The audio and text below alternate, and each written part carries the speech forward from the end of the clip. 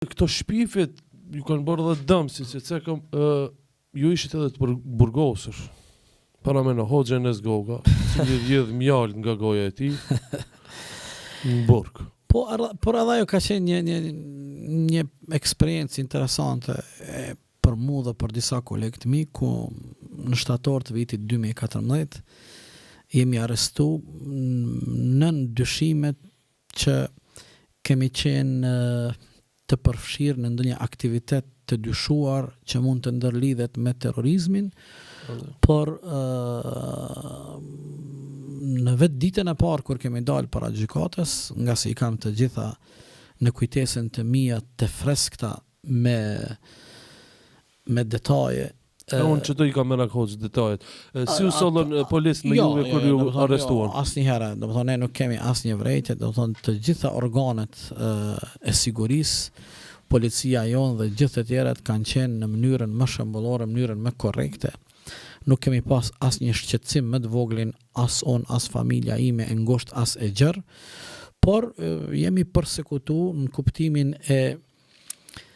proceseve gjyqësore. Unë kam qenë 15 ditë I arrestuar dhe që në ditën e parë kur kemi dalë para gjykatës në Prishtinë, gjykatësi në fjalë nuk kishte mundësi që as të na jap të drejtën të na liron, por as nuk kishte fakte dhe prova dhe dëshmi dhe arsye të fuqishme që ta vazhdoj paraburgimin ton pas 48 orëve. Prandaj edhe seanca u ndërprej pa marrë epilog. Dhe na kthyen prap ku ishim në paraburgim. Tek ditën e nesërme, jo në prezencën ton, gjykatësi kishte marrë vendim që ne të vazhdojmë paraburgimin për 30 ditë. Disa prej neve janë liru me njëherë pas një jave, unë kam qëndru 15 ditë, ka pas edhe hoxhallar tjerë cilët kanë qëndru më gjatë, sikur hoxha doktor Shefqeti, Allah ruaj dhe të tjerët, por që është më rëndësi është se të gjithë janë liru, përjashtimisht kemi mbet 3 hoxhallar të cilëve nuk është ngrit aktakuza për gjuhën e urrëties dhe mosdurimin fetar. Dhe në fund pas një procesi të gjatë, më shumë se një vit, jemi shpallur të pafajshëm dhe jemi liru prej gjithë atyre akuzave të cilat kanë qenë më shumë të porositura, të cilat kanë qenë më shumë të diktuara, të cilat kanë qenë më shumë nën presionin e të tjerëve, e që sigurisht ndonjë ditë do të zbardhet kjo e vërtet e madhe edhe me shumë. Tash, a ka akterë cilët janë mundu me kapitalizu politikisht arrestimin ton, a ka motive të tjera, le të mbetet kjo në të ardhmen dhe le të zbardhet prej njerëzve që janë mendje ndritur. Në ditën kur jam liru, me kujtohet si sot, një gazetari Klan Kosovës, Ardian Gaxheri, ka ardhur dhe më ka intervistu pranë banesës time, dhe me kujtohet shumë mirë kur I kam thënë sa jam I mërzitur dhe jam I dëshpëruar për këtë çfarë më ka ndodhur, jam edhe I gëzuar nga se një herë për gjithmonë le të ndahet shapi prej sheqerit dhe le të pushojnë gjithë ato fjalë dhe ato zëra që për një dekadë pothuajse nuk janë ndalë dhe të kuptohet e vërteta dhe të dihet kush është kush. Dhe falenderoj Allahun dhul xhelal që ne vazhdojmë deri në këto momente, jemi çdo herë në shërbim të vendit ton, çdo herë në shërbim të vëllezërve dhe motrave tona, çdo herë në shërbim të komunitetit dhe shoqërisë ton, vendit, shtetit dhe gjitha institucioneve. Sonullah, nuk po e them këtë që të krekosem e të mburëm, asnjëherë tani nuk po flas në veten e parë, por ju e dini që